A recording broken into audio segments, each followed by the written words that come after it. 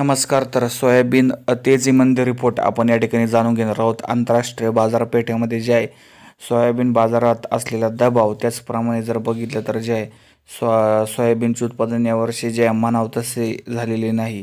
त्यातच जर बघितलं तर जे आहे पावसामुळे सुद्धा मोठ्या प्रमाणात नुकसान बऱ्याच ठिकाणी झालेले आहे. त्यामुळे जर बघितलं तर एकंदरीत सोयाबीनच्या भविष्यावर या ठिकाणी मोठी चिंता आहे.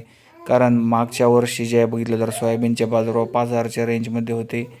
यावर्षी जवळपास 4,500 आणि 4,000च्या रेंजमध्ये बाजारभाव होते. एकंदरीत जर बघितलं तर जे आहे बाजारभाव कमीत कमी जे आहे 5 ते 6,000च्या पुढे गेले पाहिजे, तर शेतकरी मित्रांना परवडेल. सध्या जर बघा तुम्ही अमरावतीमध्ये बघा, जास्तीत जास्त 4,300 रुपये बाजारभाव आहे. काही ठिकाणी 4,200 तर काही ठिकाणी 4,100 रुपये बाजारभाव आहे. महाराष्ट्रामध्ये, त्याचप्रमाणे गुजरातमध्ये आणि राजस्थान, त्याचप्रमाणे मध्य प्रदेशमध्ये सुद्धा बाजारभावाची रेंज हीच आहे.